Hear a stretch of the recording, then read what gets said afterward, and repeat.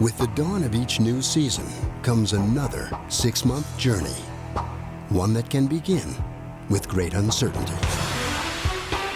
The Angels have tied their slowest start in franchise history. 6-14 record, we did keep our heads up. Giant steps are required to complete this journey. I'm not putting on a uniform just to put it on. I'm playing to win. Other teams might grab your attention. The Oakland A's have set a new record with their 20th consecutive win.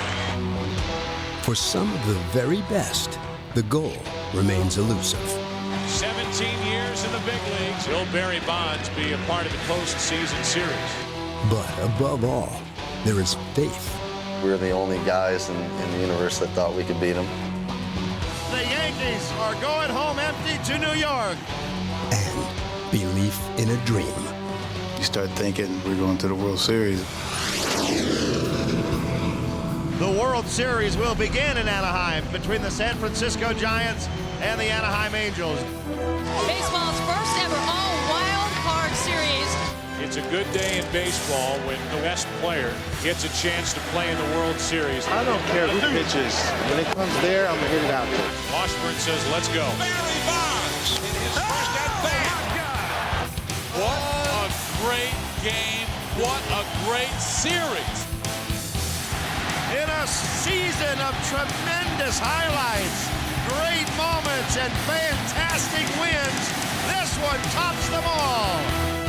Think they got a rally monkey in the blimp? Monkey, monkey, who's got the monkey? Somebody with a chance to be a hero of this World Series.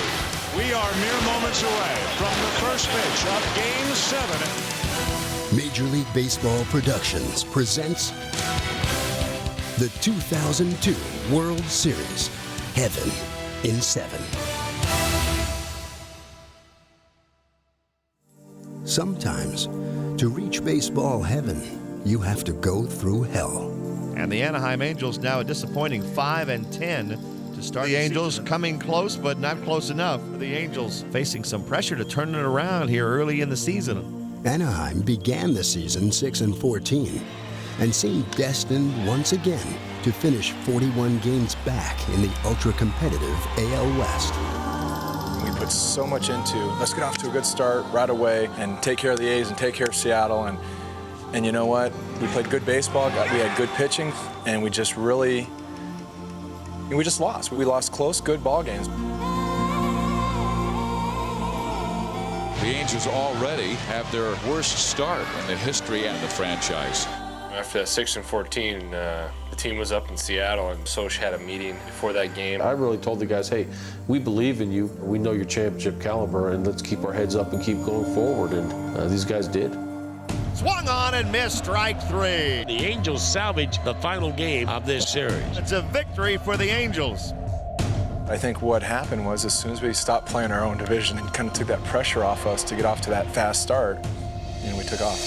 They began to win, thanks in part to big surprises in small packages. It is out of here. Grand slam, David Eckstein. He's done it again. Unbelievable. Back-to-back ball games. Walk-off grand slam. When you got things like that happening, you tend to have an attitude of nothing can go wrong. And it doesn't matter what happens, somebody's going to step up. Even a little 4'2" guy like Eckstein can step up and hit the grand slam for you. So the Angels are back up to the 500 mark.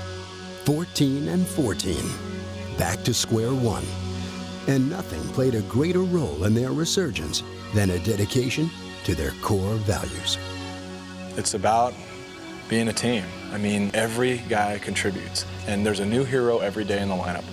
This year, we got on some stretches where early in May, when we won 20 out of 23, everybody was hitting line drives everywhere, and you can't defense line drives when everybody's doing it. So we're just putting pressure on teams by just hitting them to death. The most runs scored by Anaheim since August 25th of 1979. Throw the stats out the window, throw the egos out the window. We got to play to win. And that means giving yourself up for the better of the team. You don't know if it's going to be Garrett Anderson or Darren Erstad or myself or Adam Kennedy or Jared Washburn or Donald. I mean, it's like we are made up of 25 guys that are capable of winning the game for us. And that's just an unbelievable feeling to be a part of. Game-winning walk-off two-run homer. Just another Halo victory. This game is over. The Angels win. The Angels grab first place. They were now officially the comeback kids. Still, the eyes of the baseball world were focused on another divisional powerhouse, on a record-breaking journey. And it's 20 consecutive victories for the Oakland Athletics. This is incredible. I mean, you tip your hat. I thought it was pretty cool that they were doing that. I mean, that's history. You just don't see stuff like that. But we don't worry about things we can't control. We knew they were great, but we knew that if we win our games, it doesn't matter what they do. With the pitching staff ranked third and the top batting average in the majors, the Angels finished with a franchise record 99 wins and did something they hadn't done in 16 years. And the Angels have clinched a playoff spot.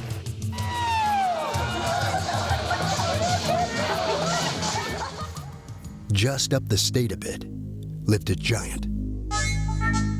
One fresh off a date with history. He hammers it. Way back. Number 60 out of here. 70. He has tied McGuire. Number 71. The home run king. 72. 73. Could his brilliance lead the Giants to the promised land? See, that's the beauty of baseball. In spring training, at the start of the season, you wish you had a crystal ball to sort of say, hey, man, where are we going to be at the end? When Bonds hit 2 home runs in each of his first 2 games, it looked like an encore was in the making. Bonds hits one high and deep to left field. This one is out of here. On opening day, he's done it again. His second of the game. This one is out of here. Another one out of here. When you start a year off like that, picked up from last year. He has done it. And I thought that was awesome. And we were like, okay, boys, here we go. And so did Bonds, setting a record for sheer production by reaching base almost 60% of the time. This year was probably the most productive year. For me, it was more remarkable than 73 home runs. The fact of almost 200 walks and how they pitched around him, how he stayed focused, they ended up winning batting title. And this is it. Number 600 for Barry Bonds. Bonds' brilliance, along with a strong supporting cast, enabled the Giants to have the playoffs in their sight for the 4th time in the last 6 years. But a piece of the puzzle was still missing. We knew that for us to get to the postseason, we'd have to have a bona fide leadoff man. And Kenny Lofton was it. A guy that, knew how to lead off, a guy that knew how to score runs, and a guy that had been in postseason in case we got there. For Lofton, the move opened a door. That's basically what I was trying to do over there in Chicago, was trying to get to the playoffs. And the opportunity came up for me to come over here, and I'll say, hey, these guys have a chance. And that's all I asked for, just a chance to get to the playoffs and have a chance to get a ring. We got Kenny Lofton. We were behind. And he came in and made an impact right away. The home run, his first at-bat. Gone, a home run. Kenny Lofton in his Giants debut. Welcome, Kenny Lofton. San Francisco finally had a bona fide leadoff hitter in place. Now they appeared built for a run deep into the postseason. They are the wild card winners in the National League. And the Giants are headed into October baseball. October baseball had not been very kind to the Giants, especially in Atlanta. It had been even tougher on Bonds, who had 1 home run and 6 RBIs in 97 playoff at-bats, and had yet to win a playoff series in 5 heartbreaking attempts. Back to the 2-0, now the 2-1. Line drive and a base hit. Justice has scored the tying run. Bream to the plate. And he is safe. Safe at the plate. The Braves go to the World Series. That was so far ago that he's gotten over that. So it was like it was perfect timing for him to put all this to rest and go out there and play the way he's been playing all year. Finally, against his playoff nemesis Braves this year, he exorcised the demons in the deciding Game 5. Goodbye, home run Bonds. Way out of here. It wasn't easy beating those Braves. Those Braves been there many, many times. We knew that if we got by the Braves, we had a good chance of going to the World Series. Because the last 10 years, if you want to go to the World Series, you're going to have to go through Atlanta. And the Giants are going to the NLCS.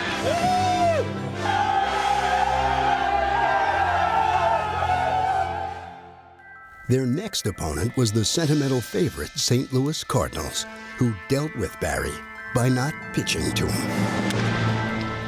But Barry's teammates would make the Cardinals pay.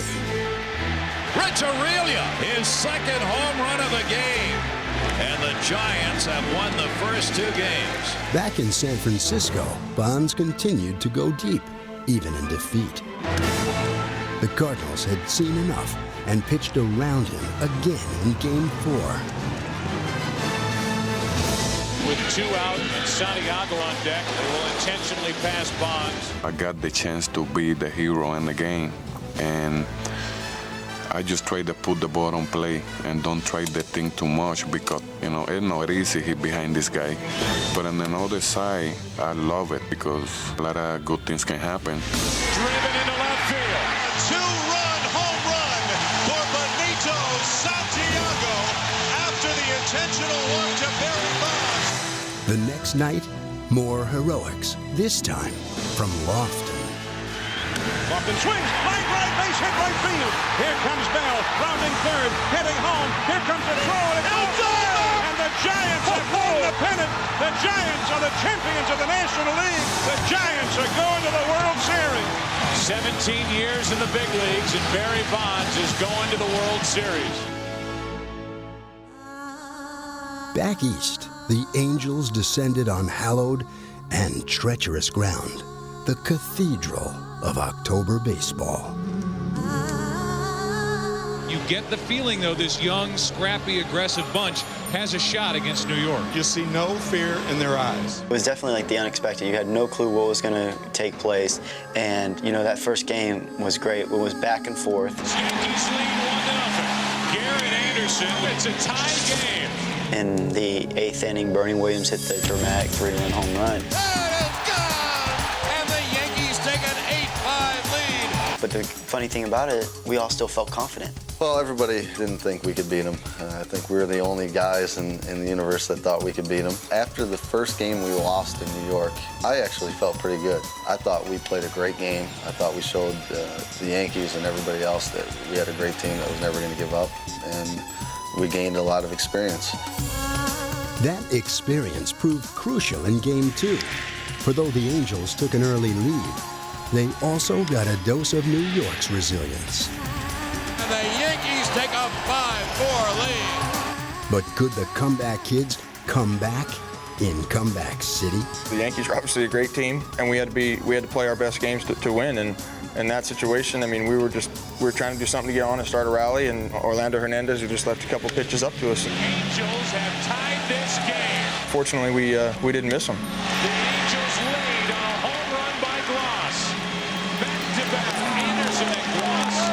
6-5 Anaheim. With the series tied 1 game apiece, the teams moved west for the first playoff game in Anaheim since 1986.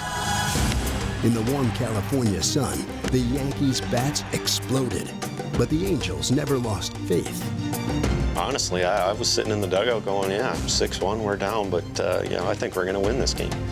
The Angels' bullpen stemmed the tide with 7 innings of shutout ball, led by 20-year-old newcomer Francisco Rodriguez, who was a revelation. I saw him in AAA this year. You know, I was just like, oh my God, who is this guy? So I knew he was good. Everything we heard about this guy was, you know, just wait till you see this, and you're like, okay, whatever, you know, I'm sure he's good, but let's see how good. He stepped on the hill that first time we saw him, and I was like, oh my goodness. I mean, you can just tell. His poise, just on the mound. I mean, he seems fearless. You know, for a 20-year-old kid to be able to step onto a stage like he's come onto and perform at the level that he's capable of doing, it's unbelievable. He's been asked to do something that you just don't ask, quote, 20-year-old guys to do. Strike 3 called. 6 in a row in the 7th and 8th innings. They put the rally monkey up on the scoreboard, and this place went berserk. The rally monkey is the Angels' good luck charm that can't appear until late in the game. But when it does, the fans go bananas, and so do Anaheim's bats. Just ask the Yankees and their 6-1 lead. That ball is gone! 9-6 Angels! It was one of those few times where you're actually aware of everything that's going on as you're rounding the bases. I mean, it gave me goosebumps. I was running around going, this is like something out of the natural. I mean, it was just something out of a movie or something, you know? It was huge. The following day, the Angels had a request for starter Jared Washburn. Just do whatever I could to keep us in the ball game, and then we exploded that 5th inning. 8 runs in the inning. I remember I almost passed out a couple of times from jumping up and down and screaming that inning. It was a great feeling.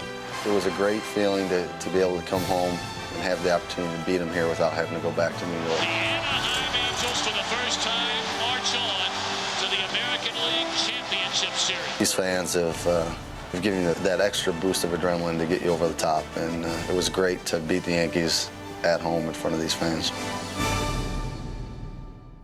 Still, a dark championship series history hung over this franchise. In 1982, they blew a 2-0 lead. Milwaukee, you have a World Series! In 1986, they were 2 games up and 1 strike away. And it's gone! Unbelievable! And in 1995, a 13-game lead in August disappeared. The Seattle Mariners are the champions of the American League West. But in 2002, the Angels split their first 2 games in Minnesota. And when the series returned to Anaheim, Washburn once again came up huge. The Angels weren't about to let this bid for the pennant slip away, not with men that hit an incredible .320 in the postseason, and a wonderkin who was masterful on the mound. You see, even 20-year-olds know that 42 years is a long, long time to wait. Dives and he makes the catch! The ball game is over! The Angels have a 2-1 lead in this series. And on clinching day, Adam Kennedy became just the 3rd player in LCS history to hit 3 home runs in 1 game. I was shocked, and I saw him hit it, and I saw it looked like it just floated. It just floated into the stands, and it disappeared in the sea of red, and I was like, whoa, he hit 3 homers! He has homered 3 times! The Angels lead it 6-5! I'm like, you gotta be kidding me. This is ridiculous. We're having our cake and eating it too. He's our little sleeper, you know. I mean, people don't expect much, and boom, I mean, he socks it to you. How can you top that? It's unbelievable. The jinx was over. These Angels had a date with a World Series. To have the final ball come up. And Prince hits a pop fly. And it was hit to me. I was so excited. I couldn't wait for it to come down. And just the release of emotions. And the Anaheim Angels are the 2002 American League champions.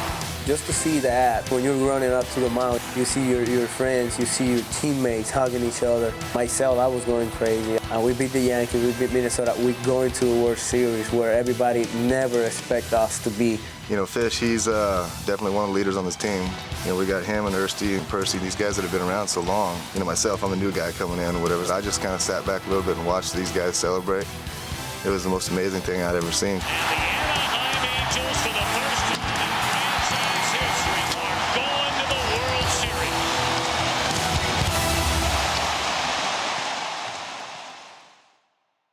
It was the first World Series ever with 2 wild cards. We're live at Edison Field in Anaheim. Good afternoon, everybody. I'm Rory Marcus along with Terry Smith. It's Game 1 of the World Series 2002, the Anaheim Angels and the San Francisco Giants. The Angels had waited more than 4 decades for the chance to be on a World Series stage. Bonds, too, had endured a 17-year wait. And fresh off 2 of the greatest seasons ever, he was set to carry the team on his shoulders. Winners themselves, Giants manager Dusty Baker and Angels skipper Mike Scioscia had shared World Series glory in 1981 as teammates on the Dodgers. Together, they learned their trade from one of the best. Both of them played a long time for me. They played with a lot of desire, a lot of loyalty, and a lot of dedication. What I liked about Dusty was he always asked me why I would do certain things. He was a leader on the ball club, and he knew baseball. With Mike, the same thing. The way he handled the pitching staff, the way the other players looked up to him. Both of them had all the requirements that I saw to want to be a manager in a major league. I'm very, very proud of them, believe me. The hands were dealt for the first All-California World Series in 13 years. It was time to play the wild card. It's a sea of red out there in the seats. The fans are whipped almost into a frenzy. Terry, they've been waiting a long time for this. The Angels take the field. Jared Washburn goes to the mound. You dream about pitching big games when you're a kid, and pitching in the World Series is the biggest game you can get. After putting down the first two batters, Washburn faced Jeff Kent with an eye on keeping the game's most feared hitter from reaching the plate. Here comes the 2-2 pitch. Swung on and missed. Strike three. Washburn, as he's walking off the field, says, "Let's go." You know, I'm always pretty intense, very competitive. I'm always screaming and pumping my fist, and some people probably don't like it, but I think it's upped a little bit when the games are this important. A great beginning for Jared Washburn. The Giants go down in order. Barry Bonds left on deck. Not to be outdone, Jason Schmidt needed just 9 pitches to get through his half of the first. Here is Schmidt's 0-2 pitch. Swung on and missed. He blew that one right by him. So just like the Giants, the Angels go down 1-2-3 in the first. Finally, the moment arrived. The game's best player stepped to the plate on the game's biggest stage. His world premiere at the World Series. It was a moment that truly called for something special. Love him or not, it's a good day in baseball when Major League Baseball's best player gets a chance to play in the World Series. But how do you face someone this locked in? We're going to try to hedge it somewhat of, pitching aggressively, but yet making sure he didn't hurt us. He's facing Jared Washburn, the left-hander, right here. And a high fastball. Barry takes it. All year long, Wash has been a guy that he's not intimidated or he won't back down from anybody. He'll go after him. This situation dictates Washburn challenging Barry Bonds as much as he can. That just missed in the count, 2 balls, no strikes. There was just something about him, his demeanor, like he was a man with a mission. Swing, there's a shot deep into right field. That one is on its way and way back out of here. Home run.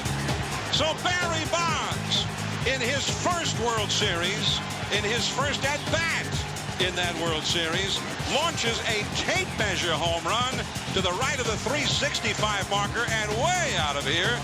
And the first blow of this World Series is struck by none other than Bonds himself. 1-0 San Francisco. That's Barry. It's so Barry. I mean, he has a flair for the dramatic. It didn't surprise us at all. I mean, we were quite happy to see it. After 17 years, one swing. Just one swing to seize the moment. You get caught up in the game and the way it's going, and then you can feel the electricity in the dugout. Oh, my God! It's just spontaneous. I mean, it happens. It's nothing you sit back and think about when I'm going to scream or yell. Way to go, B! So Bonds wins round 1. Barry Bonds, one of the best hitters ever, hit it out of the park. Well, if Washburn was waiting all week to go after him, he doesn't like the result right now. I kind of smiled. Wasn't surprised it happened because I made a mistake. So I thought, well, smile, shrug it off, try to get the next guy. 2 batters later, Reggie Sanders, benched in Game 5 of the LCS, had a shot at redemption. Sometimes guys try to do too much and put a little too much pressure on themselves. We finally got him into a more relaxed feel. There's a drive to deep right field. Tim Salmon back on that one at the wall, and that's 2 in the inning for the Giants. As they had all year, the Giants played the long ball for a 2-0 lead. The Angels seemed unfazed. Hey, they're right there. Hey, solos don't beat us, remember? Solos are fine. Let's go. Keep going. Put some zeros up there. We're going to get this guy. Let's go. Never before had the first 3 hits of a World Series been home runs. But Troy Gloss now looked to change that. I was just trying to get a gauge off Jason. You know, I'd never faced him before. Here's the 0-1 pitch to Gloss. Swing and a miss. Oh, that's a good breaking ball by Schmidt. I got 2 strikes on him. He fouled off some pretty good pitches that I threw him. And the pitch is fouled away. Troy just got a piece of it. I was just trying to get on base. You know, trying to get something started. And I just kind of laid a slider in there. Slider belted to left field. Barry Bonds will not catch that one. It's gone. Well, Bonds can do it. Sanders can do it. And Troy says, don't forget about me. His 5th home run of the playoffs. He's proven it, you know. I mean, he's led the league in home runs, and that's no fluke. He's got some of the best raw power I've seen. Troy Gloss has a pretty fluid, even swing for a right-handed batter, and that was crunched into left field. Just as impressive was Washburn, whose fastball was sinking and rising. The Giants simply didn't know where to look. Hey, here's the deal. You're changing their eye level. It's the other way. Beautiful. Yeah, that's right. A lot of guys do it up here. Yeah. You like to do it down there. Yeah. I like it. Yeah, because I always throw up, so I want to make sure they see some down. You see some down, and they got to follow the bounce. Beautiful. Schmidt, meanwhile, was formulating a pitching plan of his own, and it was proving quite effective. Yeah. Go hard now. Go hard, Smitty. To be honest with you, I really hadn't heard a whole lot about the offense. I know different media and stuff writes a lot and see a lot of stuff on TV, but I want to make my own opinion of what I thought. What we did is we just kind of decided we were going to go after them. Each time the Angels had their trademark rally in the works, Schmidt found a way to snuff it out. The Angels are getting chances, there's no doubt about it. Now they need someone to come through with a clutch hit. But that phase of the game was eluding them. No ifs, ands, or buts about it. And it's popped up on the right side. Foul territory. It went up, and I immediately called it so that Benito would know that I had it. Foul territory, and Snow slips, recovers for the out. I was lucky I fell on my backside because I never lost sight of the ball. Flat on his back.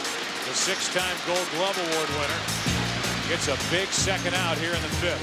It was a big out because first and third with 1 out, there's so many ways you can score that guy from third, and now with 2 outs, it puts a lot of pressure on that guy behind him. He's got to get a base hit to score that run.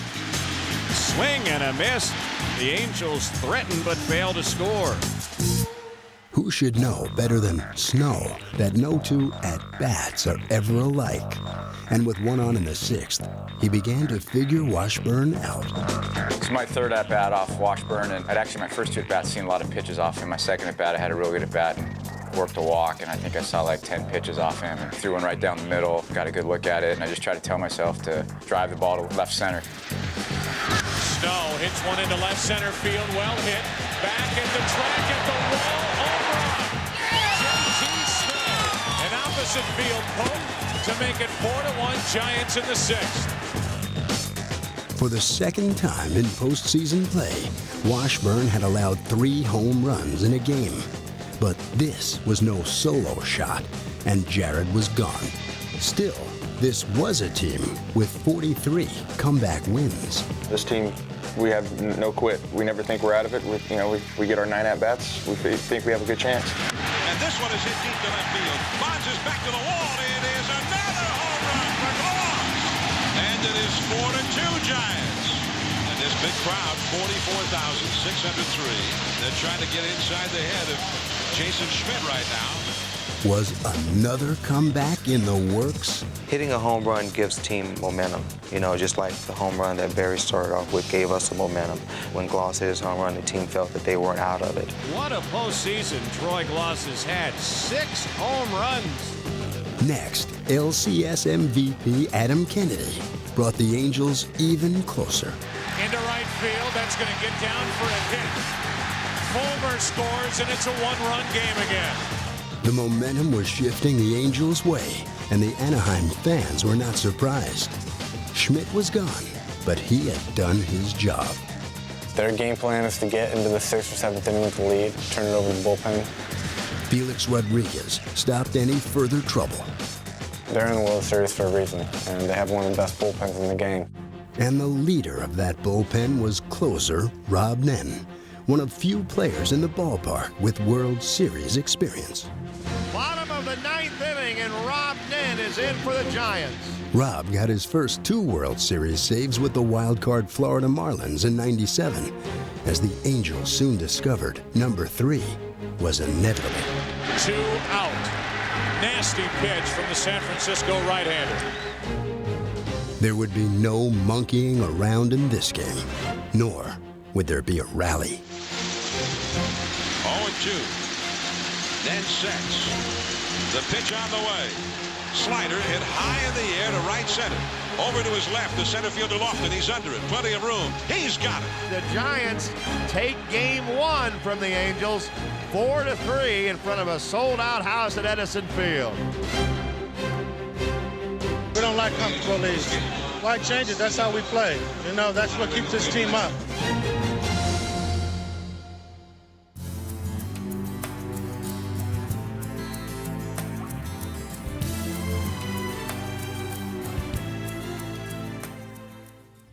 The Angels, as they have been in each of these postseason series, down 1 game to none.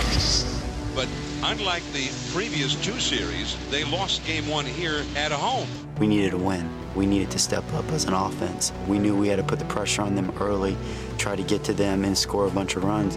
The Giants turned to right-hander Russ Ortiz. The Angels looked to the veteran Kevin Appier.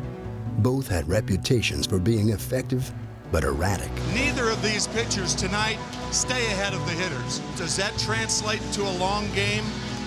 Probably. Here are the Anaheim Angels on their home field, needing a win here tonight to avoid falling into a 2-0 hole. And when the Angels need to fire up the engine, David Eckstein is quite often the spark. Eckstein led off with a single, and Darren Erstad brought him home. Swing of the liner into right center field. That's a base hit. Eckstein digging to third, turns third, heads home. He's going to score all the way.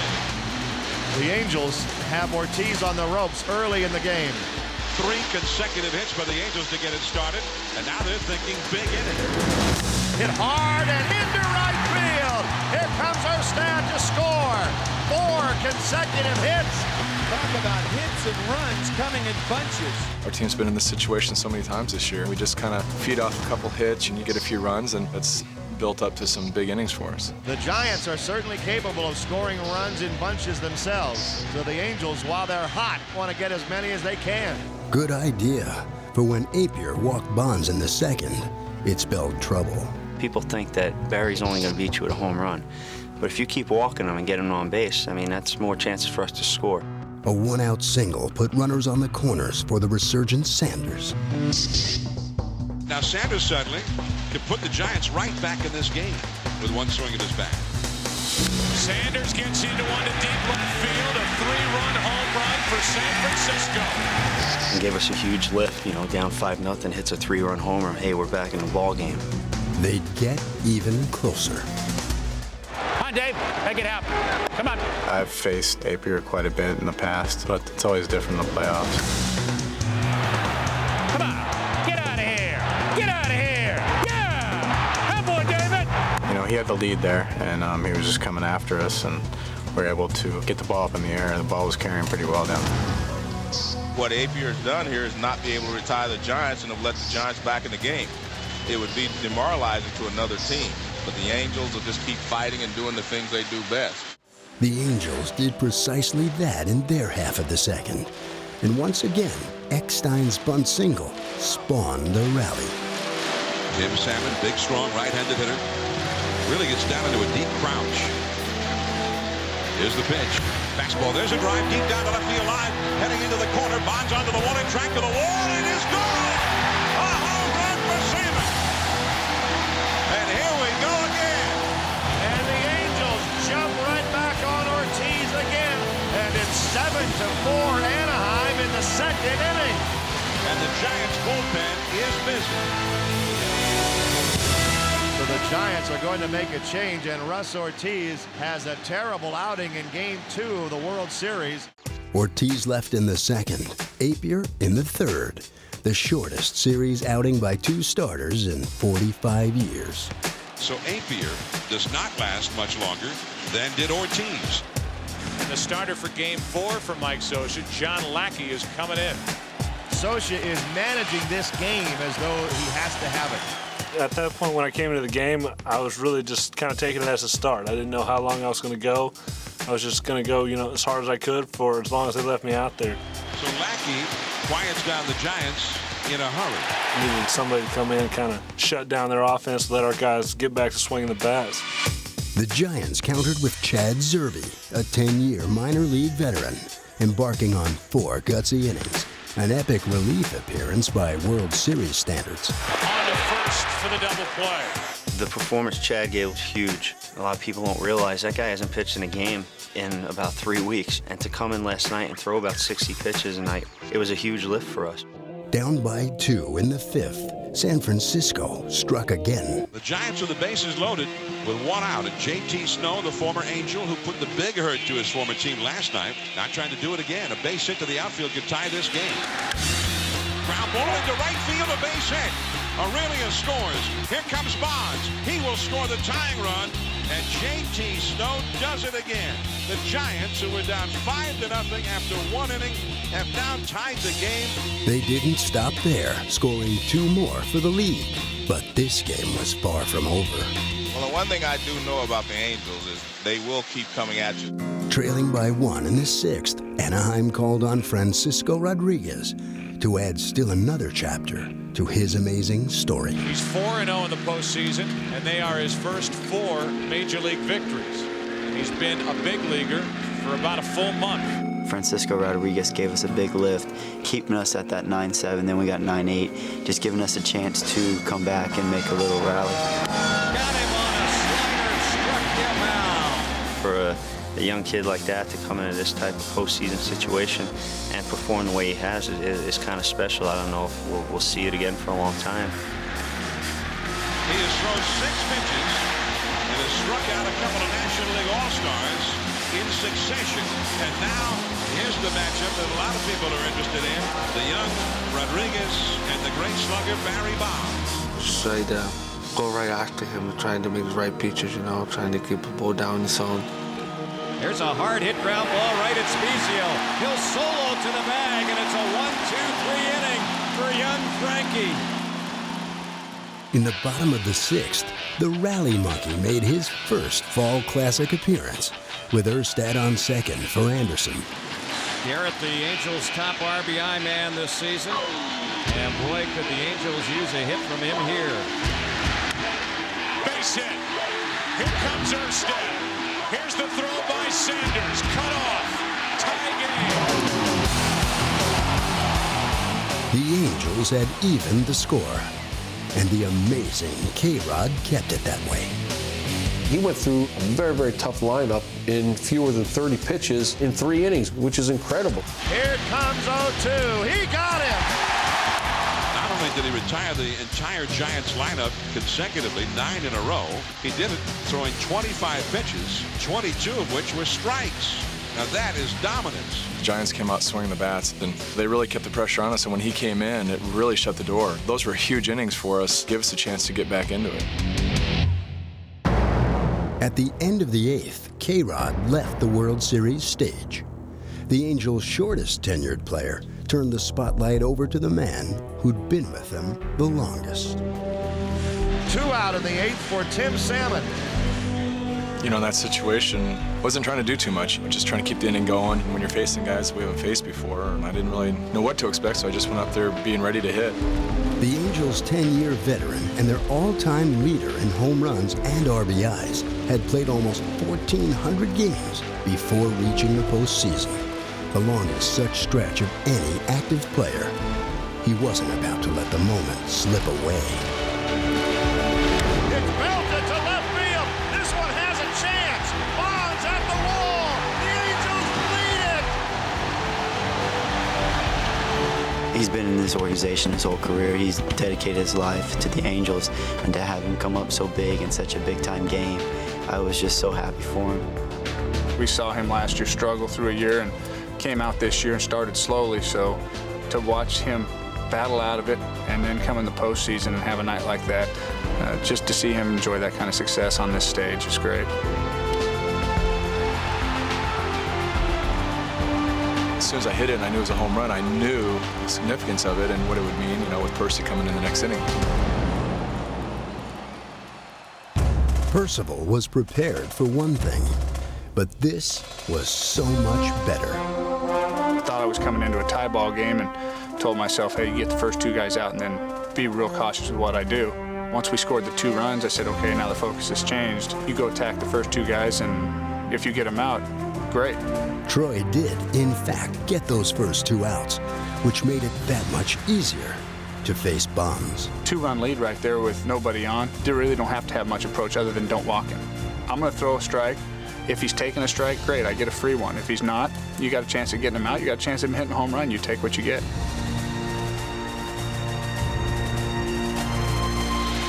Swings, and there it goes.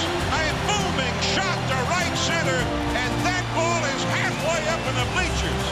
That's got to be one of the longest home runs ever hit out there. I became a fan. I wanted to see Percy challenge him and see what, that's a great matchup right there. You can see Salmon saying in the dugout, that's the furthest ball I've ever seen hit. Percy challenged him, and Barry, he rose to the occasion. What can you say? He hit a ball that I've never seen a ball hit that far. That's why you make sure when Barry comes up, no one's on base. It's special anytime he steps to the plate because you kind of halfway expect something like that to happen. But for all the majesty of Barry's blast, Percival persevered. The Angels win the ball game, 11-10. The crowd rejoices. What a show put on by these 2 clubs. The Angels' first ever World Series win. Just another Halo victory.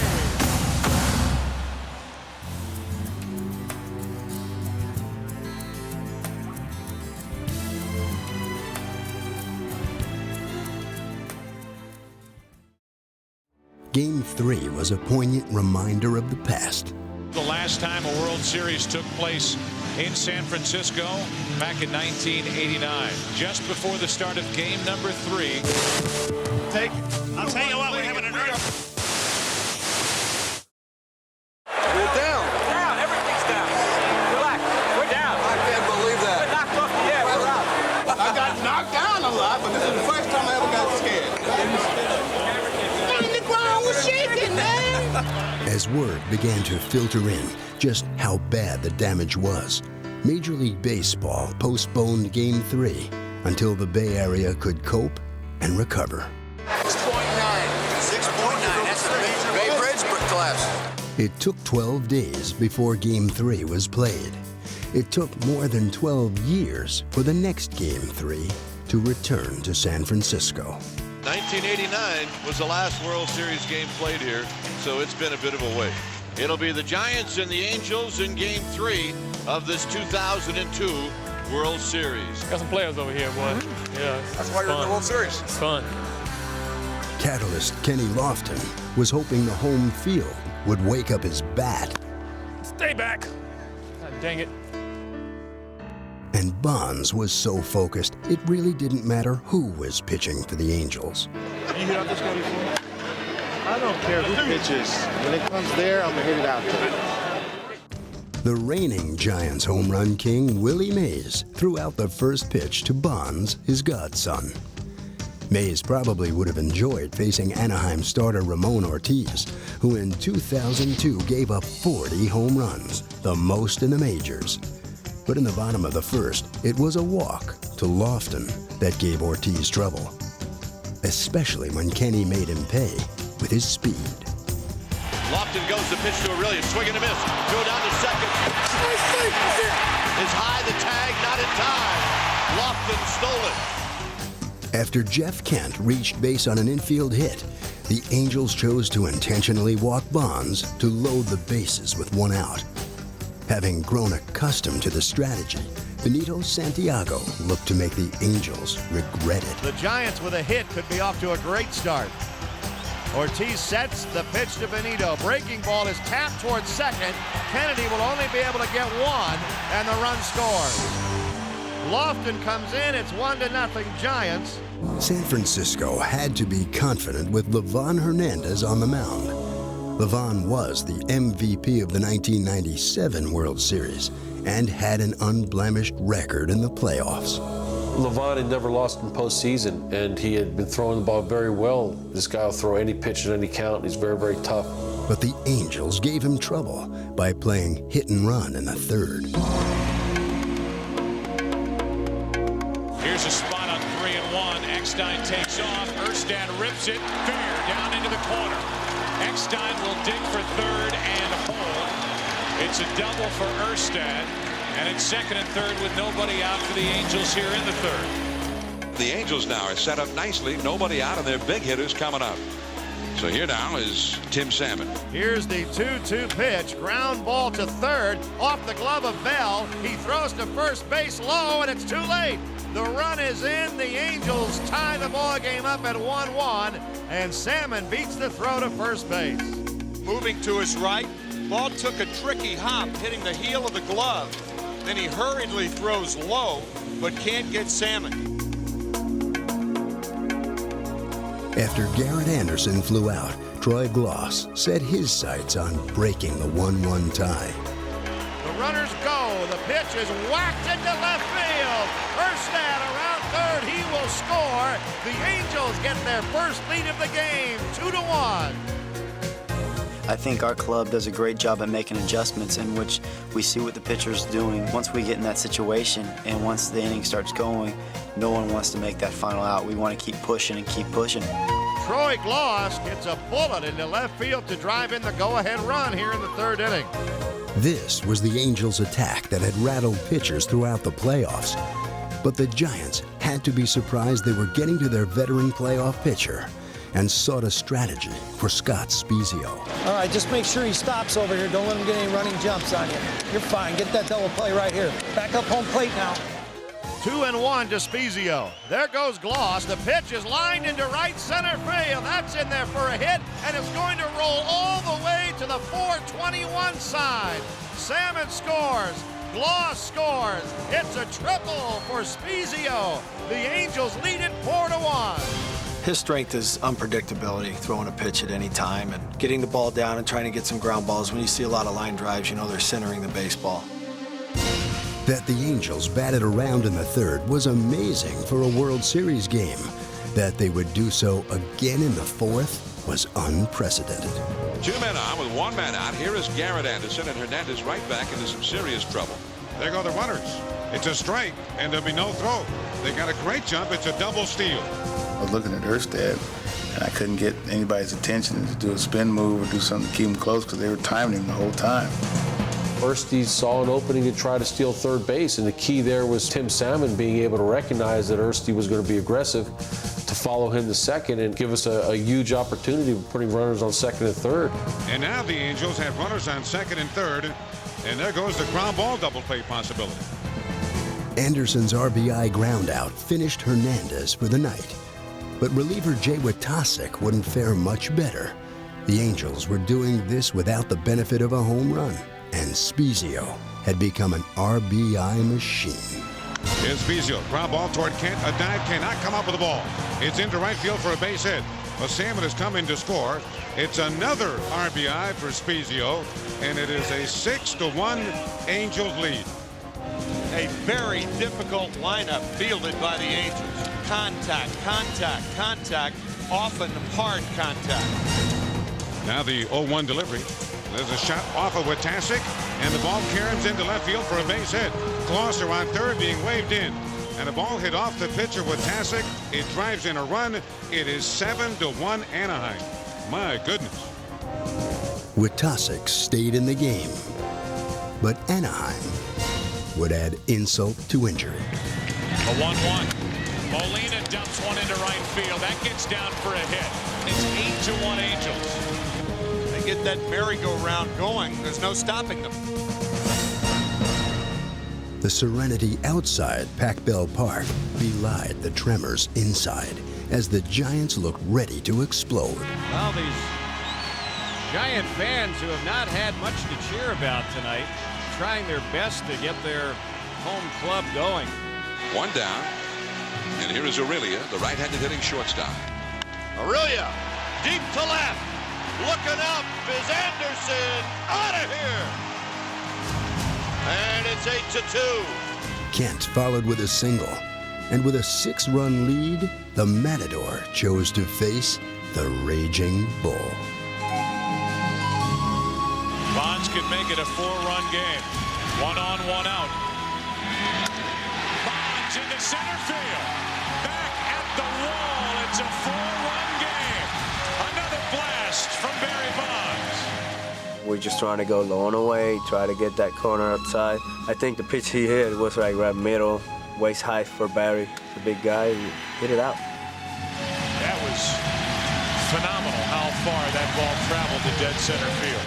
With this, he becomes the first player to hit home runs each of his first 3 World Series games. In the hardest part to hit home runs in all of the major leagues, Bonds continued to shed the burden of the ghost of playoffs past. Still, there wasn't much else the Giants could do in their World Series home debut. From the very start, this one belonged to the team in red. Schoenweiss delivers, and the pitch is swung on and missed. Strike 3. The Angels pound the Giants in Game 3. 10-4 the final score, and just another halo victory. They've done it again. The Angels lead the World Series 2-1.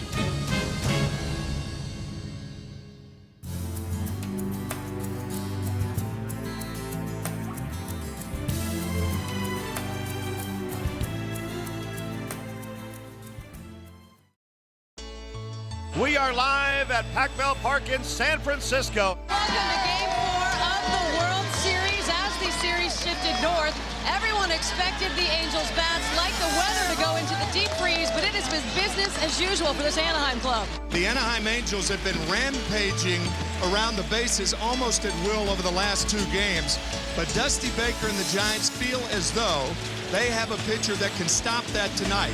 Dusty Baker is very pleased that this game is falling in the hands of Kurt Reeder. What's Reeder got? How far has he got to go for you? 6, 7? I hope so. Yeah. That's what I said. If he goes 6-7, boy, I'm in the White House. On the other side, John Lackey, he's already made an appearance in this World Series in Game 2. Giants say, well, let's see how he comes back after that a few days later and pitches in this Game 4. But before the pitching fireworks got underway, Major League Baseball unveiled its greatest moments as voted by the fans. Every fan is connected to the game by a chain of remarkable events. Here are the 10 most memorable moments in Major League Baseball history. I was so proud to be out there in Game 4, to be in Pac-Bell, and to see how the nice presentation, and to realize that I was living during some of those greatest moments. Not only that, but I had a chance to be a part of that. I was looking at him, and he knows all the players. He knows their numbers. He knows their batting stances. Just thinking about what a wonderful year it's been, and you know how fortunate I felt for us to be there. Kirk Gibson. Number 8, Cal Ripken Jr. Pete Rose. I told Pete I played the game hard because of him. And he just looked at me and smiled and said, thank you. And since you touched the hit king, I said, well, we're going to get a lot of hits tonight. But before the Giants' bats could get booming, Reeder would have to silence the Angels. And keeping Eckstein off the base paths was a good start. Swinging a bouncing ball to Aurelia. Big hop at the knees. The Snow, 1 out. Early on, you're looking for good breaks. There's one right there. You know, I just tried to go into it with the same attitude that I have, you know, all the regular season and my other postseason starts, and you know, just try and keep the ball down, let my defense work, and give the guys a chance to win and keep it close. Lackey's strategy was a bit more basic. Simply keep the ball away from Barry Bonds. Every time he came up was a situation where you don't want to let him hurt you, so we intentionally walked him, put him on, and took our chances with the next guy. Well, they're going to walk Bonds again, just as they did last night, with runners at first and third, and 1 out. It's like playing with fire, but this time, Benito Santiago got burned. Swinging a bouncing ball near the bag in second. Eckstein steps on second, throws to first. Double play, and Lackey gets out of it. The Giants miss a golden opportunity in the first inning. The Angels scored a run in the second to take a 1-0 lead. In the third, they threatened once again. This is a matchup that Kirk Reeder wants to stay away from, facing Kloss with men on base. He's already hit 6 postseason home runs. And he gets into one to center field here. Back at the track, at the wall. It is gone. A home run, number 7. A 2-0 pitch. 3-0 Anaheim. In that situation, off a guy like Kurt Reeder, he wants you to get you out in front, wants you to try to pull. So I was trying to make sure I stayed, up the middle, right center. And he left the ball up a little bit. Unless these Giants pitchers figure out a way to slow down this Anaheim offense, Giants are going to have to figure out a way to outslug this Anaheim team. So in an effort to keep the game from spinning out of control, the Giants turned to their secret weapon, the second best hitting pitching staff in the game. 1-2 pitch, Reeder. Slow hopper, Molina out, a wicked bounce, the throw to first, not in time. The ball hit off the front of the plate and it took a funny spin when it hit the grass, and it was just perfect placement. It was in between Benji and I, and neither one of us had a play. You couldn't place a ball much better for an infield hit. Or could you? Reeder at first with nobody out. Lofton bunts it, third base side, and this one is going to roll, and roll, and roll, and roll, and it's a fair ball. Gloss picked it up, thinking it was foul, and it was called fair by the home plate umpire, Mike Winters. I think Troy saw it go foul and right away went to grab it, and as he was picking it up, it trickled back onto the line somehow. The advantage of playing at home, you might know how the line is sloped and things like that, but I think that could have happened anywhere. 2 infield hits here have really saved the Giants and put them in a situation where they may be able to do something. Preferably something that would travel more than 20 feet. 2 balls and 2 strikes to Aurelia. Here's the pitch. Swing and a drive into right center field. That's a base hit. Here comes Reeder. He's chugging home. Lost it to third. Scoring is Reeder. It's 3-1. Here's the next pitch to get. Swing and a high pop up into right field. Lofton may challenge Salmon. Salmon's underneath it. He makes the catch. Here comes Lofton. Here's the throw. Not in time. Lofton scores. The ball shoots by the catcher, and Aurelia slides into second. It's a 3-2 game. Which Aurelia took second. It does open up first base, and it gives the Angels the easy option of walking Bonds to put runners at first and second with 1 out from Santiago. Barry, he's a threat, especially with guys on base. With a right-handed hitter on deck, I think Mike just felt more comfortable loading the bases again, going after Santiago, who had already hit into 2 double plays after walks to Bonds. But the LCS MVP wasn't about to make it 3. Swinging a line drive, base hit center field. Here comes Aurelia. Ersted's throw is on line. Aurelia slides. He's in there. This game is tied. Santiago has come through. Benito's been doing the job for us all postseason, hitting behind Barry. We were just glad he was 1 for 3 in that situation because the one was a big one to tie it off. With the score 3-3, Reeder bore down. He had already started a rally with a hit. Now he sought to stop one with his hustle. The Reeder, who ended the 5th inning with a 6-4-3 double play, looking for that again. Richie came in and said, hey, he might try and go the other way, and if he hits a ground ball there, make sure you cover first because we can turn a double play. The 1-0 to Molina. Swinging a bouncy ball. Snow's got it to his left. He goes to Aurelia for 1. Reeder covering first. Double play! And Reeder with all kinds of emotion. In those situations and, with your home crowd into it like they were, when I got that double play, the emotions just came out. It was time for the bullpens. Felix Rodriguez pitched a scoreless inning for the Giants. And Francisco Rodriguez continued to baffle everyone he faced. Francisco Rodriguez has not yet allowed a Giant to reach base in this World Series. But that streak would come to a halt in the 8th. Snow lines one into right. The leadoff man is on. The Giants finally with a hit off Francisco Rodriguez. Dusty Baker has the option of pinch running for Snow, a slow runner. I thought about pinch running for him, but the thing about it is, we're playing at home. And since we had the last at bat, decided to not only leave JT out there, but also if the game remained tied, to have my defense out there. Sanders hadn't laid down a sacrifice bunt all year. As it turned out, he wouldn't have to. Sanders now he shows fun, lets it go by, and it gets by Molina, and Snow goes to second. A gift for the Giants. Sanders popped out, and up came Bell. K-Rod had been a Goliath, so who better to slay him than David? Swinging a drive up the middle of base hit.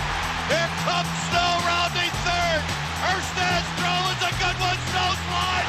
He's in there, and the Giants take the lead. It helps to be fast, but JT can score from second on a base hit. I mean, he gets good leads, he gets good jumps. You know, that's what it takes to be able to score. And I knew if I could put the ball and play it hard and hopefully get a hit, that he'd be able to score. 4-3 in the eighth on a hit by David Bell. San Francisco couldn't have scripted a better ninth inning scenario.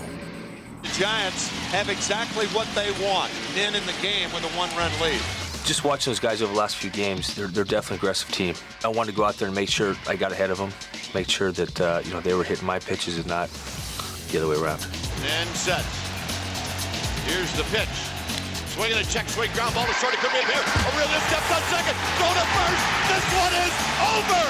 Game 4 goes to the Giants, and this baby is all tied up at 2. The Giants had used small ball to beat the Angels at their own game. Everything was falling for them. It usually falls for us. We're playing against the Giants. I mean, they're the best team in the National League. We're the best team in the American League, and anything can happen at any time, and we know that. People don't expect the Giants to play little baseball.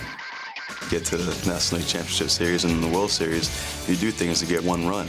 That could mean the difference in a game. We're going to do whatever we can to get one run. The Giants and Angels will go into Game 5 tomorrow, with each team having won 2 games in this series.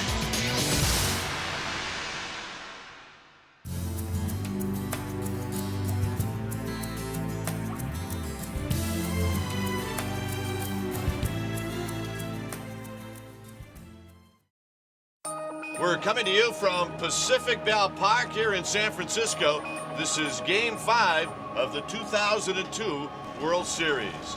And another sellout crowd here at Pacific Bell Park, a very live crowd last night, and we're expecting the same type of atmosphere here tonight. And tonight, it'll be Jared Washburn taking on Jason Schmidt.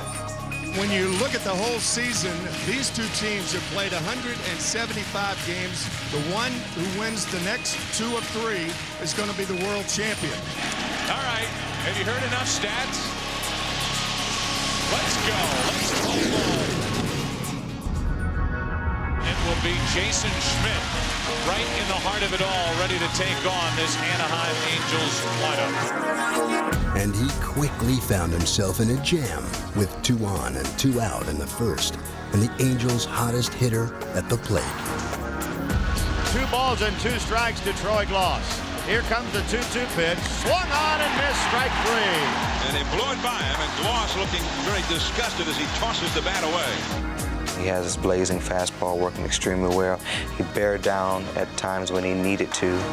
Into the bottom of the first inning we go. An 18-game winner during the regular season was Jared Washburn. Jared was looking to rebound from his rough start in Game 1, but he'd first have to temper the suddenly red-hot Kenny Lofton.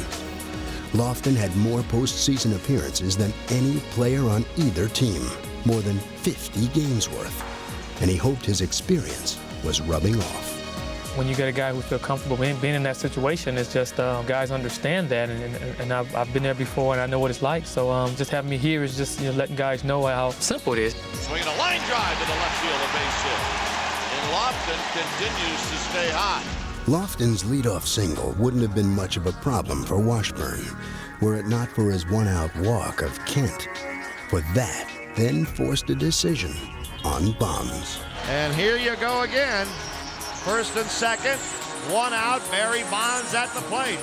The Angels walked him in this situation yesterday. It appears that they are going to pitch to Bonds. Here's the pitch. Bonds lines one down the right field line, a base hit. Lofton scores easily, and it's 1-0 Giants.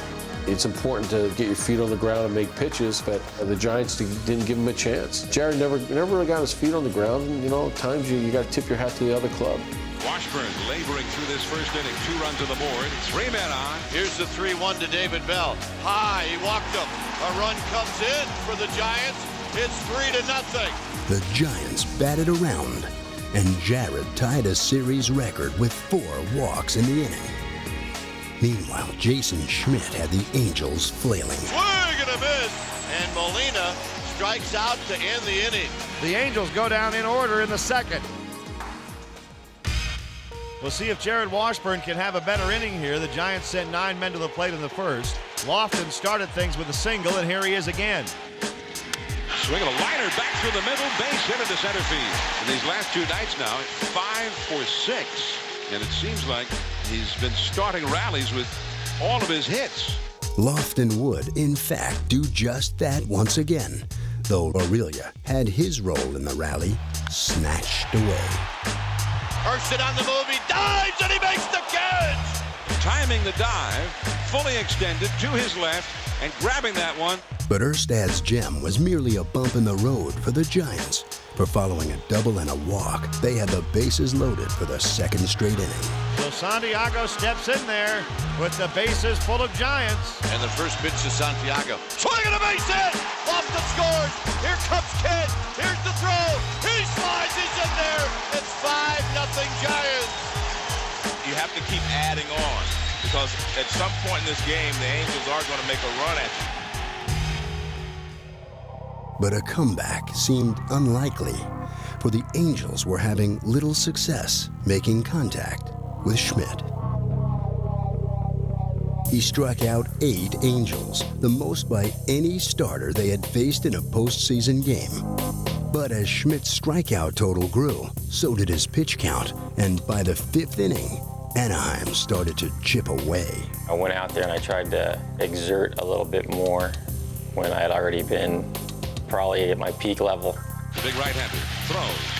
And a changeup in the dirt, swung on and missed. The ball gets away from Santiago. Breaking for the plate is Eckstein, and he scores. And the second run of the inning scores. It is 6-2 Giants. We felt like we were still in the game. We felt like we had the opportunity to come back. We knew if we just kept chipping away, that we would have an opportunity to tie it up and take the lead. Drilled into left field, down the line, and off the wall. Coming in to score is Salmon. It's now a 6-3 ball game. The Angels made it 6-4, and in the bottom of the 6th, sent Ben Weber to the mound to hold the fort. Weber retired the first 2 Giants he faced, but Aurelia singled, and Jeff Kent came up, looking to break out of a slump. No balls and a strike to Kent. Here's the pitch. Oh, my! Hits it deep. Anderson back at the wall. Out of here! Jeff Kent has done it. A 2-run home run. It is 8-4 San Francisco. Those runs were huge, and it seemed to, take some air out of them when they were thinking they were coming back. That's a backbreaker right there. The night got worse for Anaheim in the 7th. Deep into right field. Salmon back. Lofton's triple scored 2 runs, although there were 3 Giants at the plate. It is really incredible how aware J.T. Snow was to recognize that Darren Baker, who's only 3 years old, was standing almost in the direct line between David Bell and home plate. I was on third, and when Kenny hit that ball, I think everybody thought it was a home run. So I went back to third to tag up, and when I hit the wall, I just kind of was running home, and David Bell was behind me. I got right before the plate, and I noticed a kid or something jetting in behind me. I was pretty sure it was Darren, because he's our bat boy, and he's so eager to go out there and grab the bats. Kenny Lofton was his favorite player. He wanted to get his bat because everybody else went to go get his bat. So he just ran out there and got it. 3.5, he can fly. He was close to the plate already, and I didn't know if he was going to slide. I didn't know what the heck was going to go on. I was like, oh no, it was too late. I kind of reached behind me and grabbed him by the front of the jacket. He actually started reaching for Darren Baker before he touched home plate. Yes, he did. Kind of drug him a little bit and lifted him up and just held him for a minute and made sure he was okay. And I don't know if he was quite sure what had happened. His eyes were big and he was speechless looking around, and luckily he didn't get hurt. That could have been a very damaging thing that happened around home plate. Thank God JT was there, and JT got the best hands on the team, so that was just appropriate that JT would catch him. He says, thank you, JT. It just had to happen in front of the whole world in the World Series. And I just knew I was going to hear from my mom, from my wife, because they had been telling me already. As soon as the game was over, the first ring, I picked it up. It was my mom. I told you so. One of those I told you so calls. Save that videotape for Darren Baker. That's a memory. The final game of the season at Pac Bell Park had turned into a blowout. And the Giants' Superman this night was quite appropriately a man named Kent. Did he do it again? Yes, he did! Jeff Kent with his second two-run homer of this game.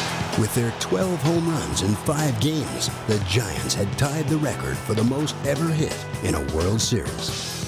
And 16 runs was the second highest total in a World Series game. And the San Francisco Giants emphatically win Game 5 16-4. It was one of those days where we couldn't get them out. You tip your hat to them, but guess what? There's going to be a Game 6. They have a 3-2 lead going back to Anaheim. 1 win away from winning their first World Series as the San Francisco Giants.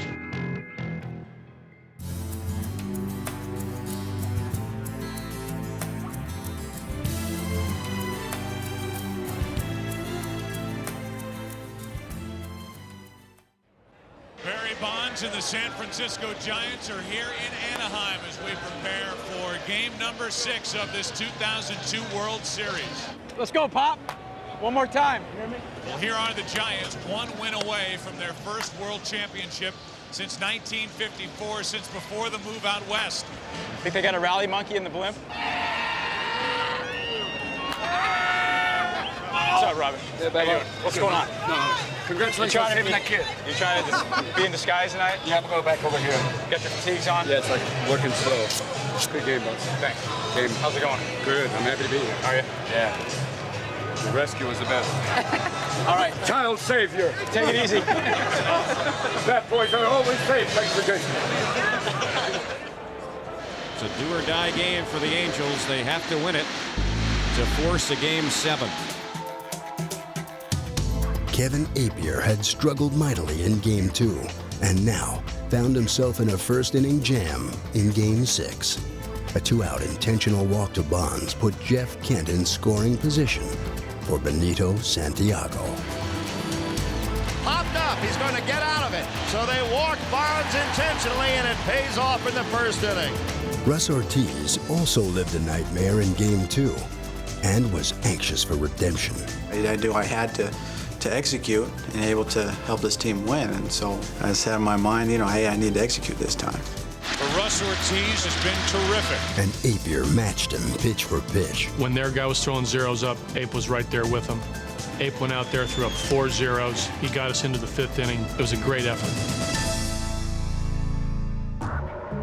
In the 5th, Appier and Sean Dunston waged a classic battle. In 26 postseason games, Dunston had never hit a home run, but he could never say never again. So I'm up there hacking. He threw a fastball middle end. Driven deep into left field. Back is Anderson at the wall. 2-0 Giants. Home run, Sean Dunston. But then I see my son at home plate, and he had a big smile on his face, and I was like, wow.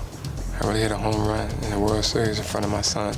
That's a beautiful moment. Biggest swing of the bat, his long big league career. And Sean Jr. was right there watching. When Kenny Lofton followed with a double, it marked the end of the night for Appier. Appier battled. He did a good job, but might have been running out of some gas. Gas is what Rodriguez had thrown the entire postseason. But when he took the mound in Game 6, he had trouble putting his power over the plate. After Lofton stole third, K-Rod missed the target once again. In the dirt, here comes Lofton, 3-0 San Francisco. A wild pitch gets the Giants a valuable 3rd run. In the 6th inning, with the score still 3-0, K-Rod and his nasty reputation were still in the game. He's nasty. He's a nasty young man, and you just like to see somebody get to somebody that nasty. And who better than the nastiest hitter on the planet? And here is the great home run slugger, Barry Bonds, against the great phenom, Rodriguez, the pitch. That is crushed deep into the night, and it's 4-0 San Francisco. Bonds' 4th home run of the series was his record 8th of the postseason. I saw later in the replay that I mean, that ball disappeared down that tunnel down there. Because I saw the people looking in the tunnel. I said, what are they looking at down there? That was Barry's ball. Must have been rolling out on the freeway somewhere. And not only did he clobber it, it was Ruthian, epic in proportion. And when Barry hit that bomb, I said, oh boy, look at Barry. A perfect year, a perfect series. Now the title was tantalizingly close. But what about these Angels? They've had so many rallies this year, so many late-inning heroics. Do they have another one left in them? 4-0 Giants, trying to wrap up the World Series tonight. Ortiz carried a one-hit shutout into the sixth. The Angels' outlook was bleak. But then Adam Kennedy singled, and a two-out walk to Erstad gave Anaheim a ray of hope. Was Ortiz starting to swim upstream with salmon at the plate? Now he throws. Fastball, strike three call. And so we head to the late innings. And the Angels are still 4 runs down. You know what? I was frustrated, and I walked out there thinking, you know what? We might have, that might have been our opportunity to get back in the game, and I think we gave up a run the next inning. A 2-out RBI hit by Kent, who pumps his fist as he looks into the dugout on his way to first. It's 5-0 San Francisco. Personally, like I said, I was frustrated and a little down, and I kind of thought that maybe that was the end of it. But when I came in the dugout, I saw that the rest of the guys weren't thinking that, so I was happy. But these Angels didn't know the meaning of the word quit. We were down 5-0, but we knew if we had any outs left, we're going to keep fighting. And in the seventh, they'd turn to their good luck charm. They put the rally monkey up on the scoreboard, and this place went berserk. The fans just go crazy seeing that thing, and it gives us a nice boost of adrenaline to go up there and try to kick butt. The rally monkey has made several appearances, urging everybody to crank it up. And once again, facing Ortiz, that's precisely what they did. And then that inning, there were 2 balls that were smoked pretty good. We said, man, they're on Russ. It's 5-0. We were hoping we'd get him through that 7th because we know Felix was running on empty. Everybody's running on empty. The dangerous Spezio coming up there was probably their hottest hitter, and decided to make the move. Because I think here comes Dusty Baker. Dusty's had such great production from his late inning relievers, especially Felix Rodriguez. And they said we were going to go with Felix, and so I was like, all right, I did everything I could for as long as I could. Everybody in our bullpen does such a tremendous job that it's like, how could you not feel good about bringing in one of the best, right-handed relievers in the game? We had to feel pretty good with the 5-0 lead. Dusty Baker said, you deserve the game ball tonight. Russ Ortiz took the souvenir with him. I gave him the ball because that was a reward for what he did. Some of the Angels I heard took exception that I was showing them up, but they weren't even in the equation. It was about showing Russ appreciation. It wasn't anything besides a souvenir, something, a keepsake, because who knows, this could be my only World Series that I ever participate in. Ortiz had his memento. And in the Giants clubhouse, preparations were underway. After all, they had a 5-run lead with just 8 outs to go. Felix Rodriguez was on to pitch with 2 men on base.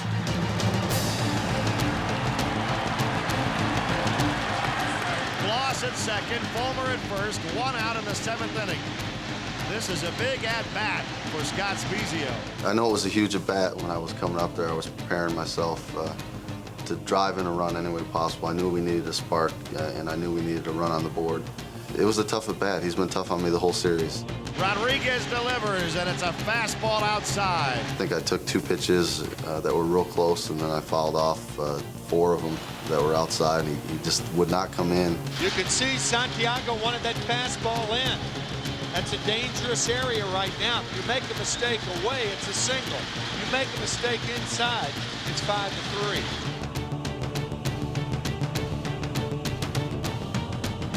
The 3-2 pitch is belted to right field. I knew it would have a chance, but it felt like a half hour going down to first base, and I was praying, go out, please, God, let it go out somehow. Going back, Sanders, the warning track. I was standing on first base. I don't think I've done that in my whole career where I'm actually standing on first base waiting for the ball to go out. To the wall, let's go! A home run! And Spezio has made it a 2-run game. The Angels are breathing and right back into it. we knew that was the one thing we needed to get us back on track. And, you know, Spees came up big for us all year long, and right there was the biggest moment. You know, when Spees hit that home run, it was like you kind of get that sensation like, oh man, maybe this is the start of it. And I was like, man, that one was, that was huge. I mean, to me, that might have turned the whole series around, because anything other than that 3-run homer, even a single or whatever, you know, they're still not within prime striking distance. I'll tell you, if somehow, some way they did come back and win this game, what kind of momentum would they have going into tomorrow? But tomorrow wouldn't matter if the Giants weren't held at bay. In the 8th, Brendan Donnelly was once again masterful. He struck out Sanders. Then with Bell, it remained a 2-run game. Now, it was the Angels' turn. Tim Worrell would face the meat of the order. The big bats coming up for Anaheim in the bottom of the 8th. Ortiz had held the first 4 batters hitless, but that trend would quickly come to an end with one swing of the bat by Erstad.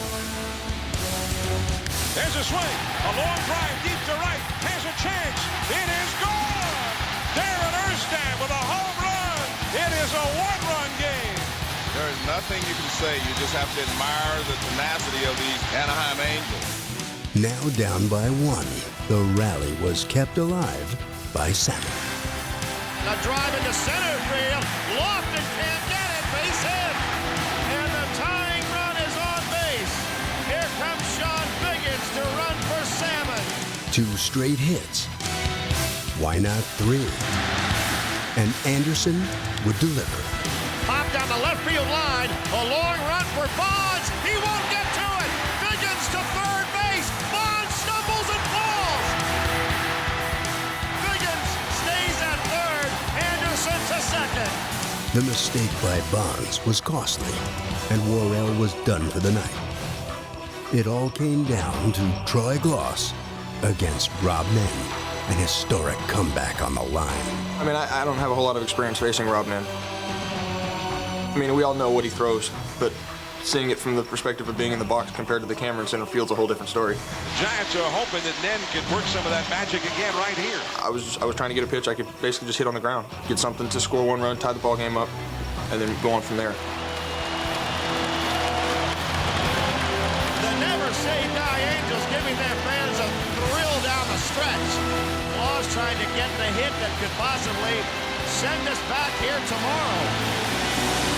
Then it's belted, left field, in the gap, it's in there for a double.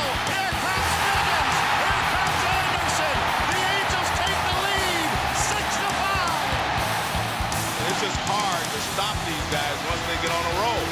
Plus, another key hit.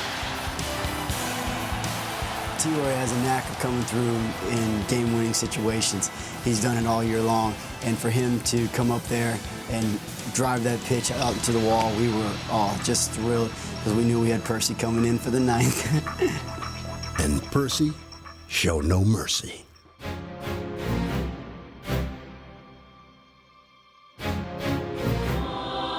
Troy Percival comes on to try and nail this one down. The 2-2 pitch. Swing and a miss. He struck it out.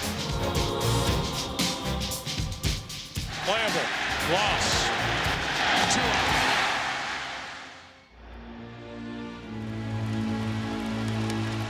The Angels are 1 out away from sending it to a Game 7 tomorrow when they look like they were dead and buried tonight.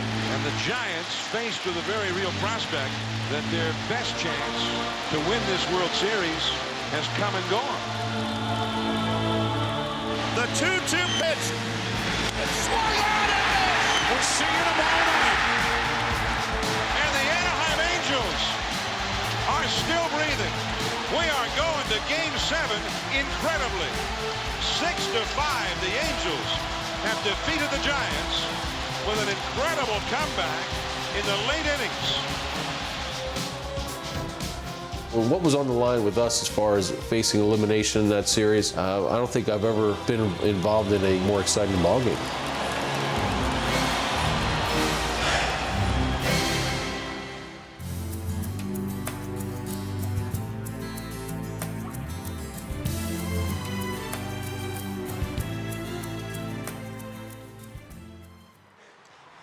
On the day of Game 7, Game 6 hero Scott Spiezio made the year's last trip to Edison Field. They say we were dead going into those last innings, but you know, the crowd gave us some added adrenaline that boosted us and got us through it. Great hit last night. Thanks, way to go, buddy. Good job, baby. How are you guys? How are you? I'm a player. You're a player? Yeah. All right, go ahead. One more. Let's do it. Let's do it. All right. Let's go, Angels! Let's go, Angels! Easy money, what's up, Wade? Hey, this is our guy right here. Let's do it. We're gonna do it today? Let's do it today. All right, baby.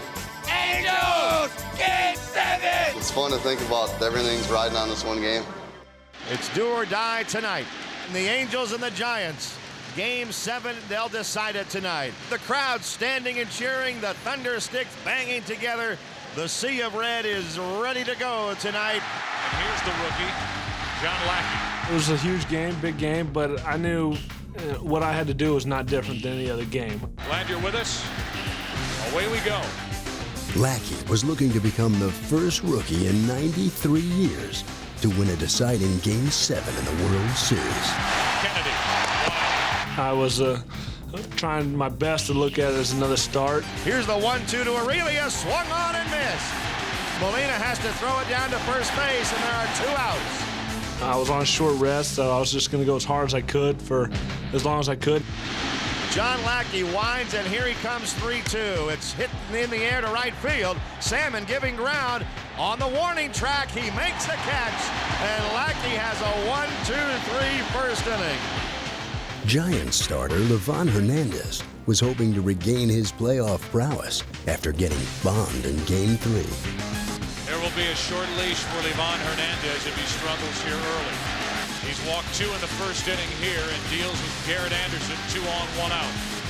A 1-1 pitch to Garrett Anderson.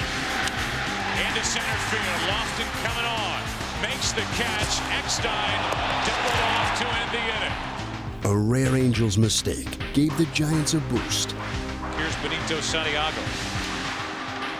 It was only 4 out of 23 against the Angels. Here's a 1-2 pitch. Santiago up the middle, under the glove of Eckstein, and a 1-out hit. First base runner of the night for the Giants. 1 out in the second inning, no score. Snow now sought to become the first player in 15 years to get a hit in all 7 games. Runner goes, 3-2 pitch, and a shot into right center field. That ball will be cut off by Erstad. Santiago will hold it third, and it's first and third, 1 out as the Giants threaten here in the second. After a gut-wrenching loss in Game 6, the Giants look to gain an early Game 7 lead. The stretch, the 3-2 pitch. Swinging, there's a high fly ball into deep left. Going back to the warning track, Anderson, he's under it, he's waiting, he makes the catch. Tagging up at third, Santiago, and he comes in to score the first run of the 7th game. It is 1-0 Giants. But Livan asked for trouble in the bottom of the second when he surrendered a 2-out walk to Spiezio. That'll bring in Benji Molina. Here's the 2-1, a line drive into left center field. Lofton and Bonds won't get it. It splits the outfielders. It comes off to Lofton. Here comes Spiezio to the plate. He scores, and the game is tied. Hernandez continued to have problems in the third. The 1-1 pitch to David Eckstein is lined into left field. Bonds toward the line, plays it on a hop. Base hit for Eckstein. Here's Erstad. He had a sacrifice bunt his first time. A 1-1 pitch.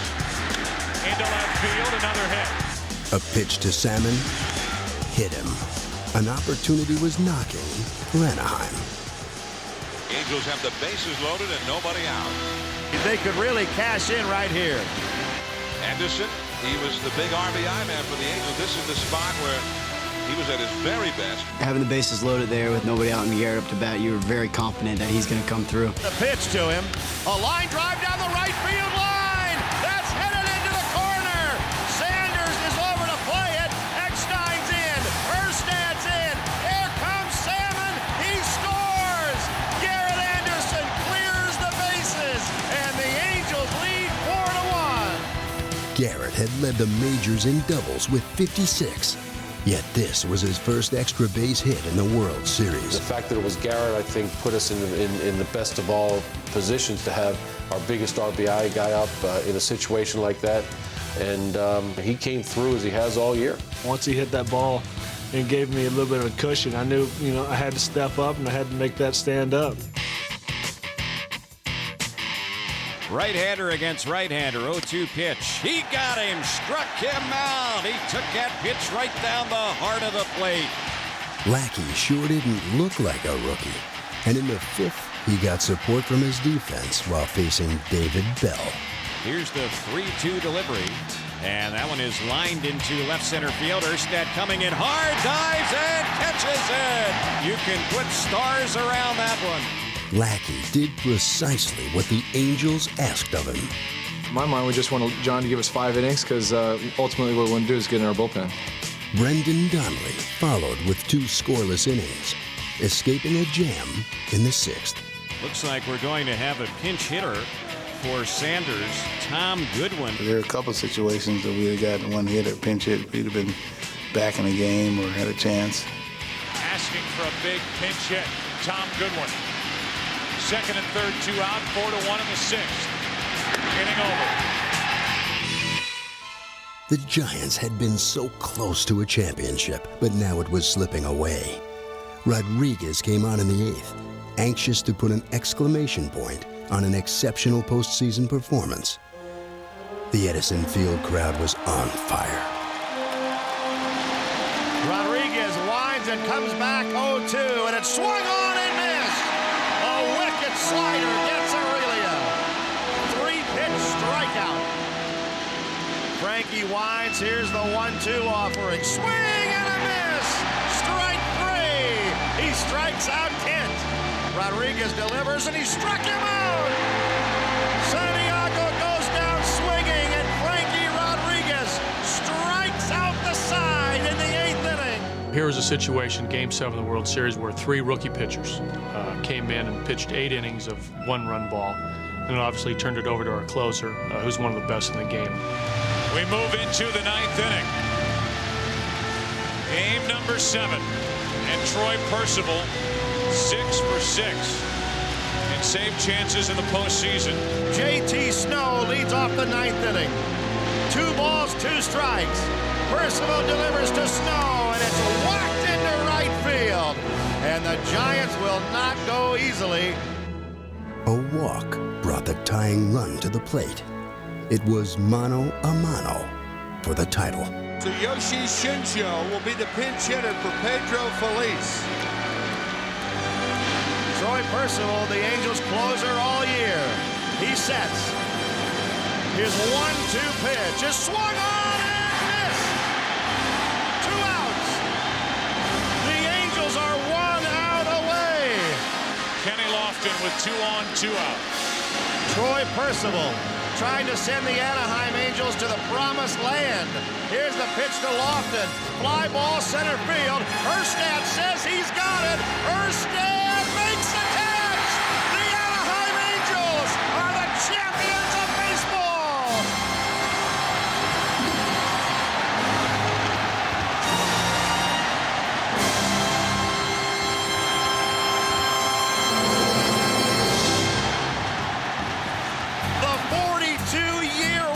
Comes to an end as the Anaheim Angels win it all. They begin every season with the hope the journey will end just like this. But the dream of just one team really does come true.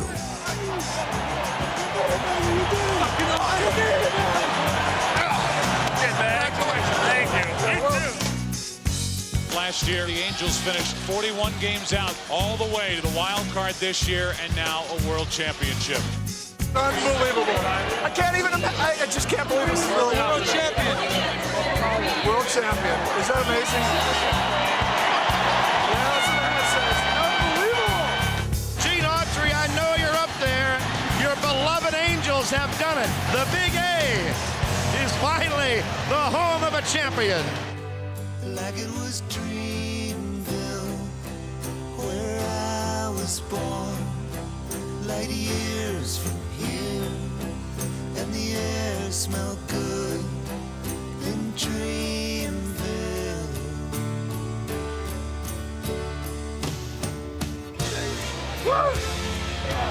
God, I don't even know how to act. I don't either. Let it start now. Way to go, T-Roy!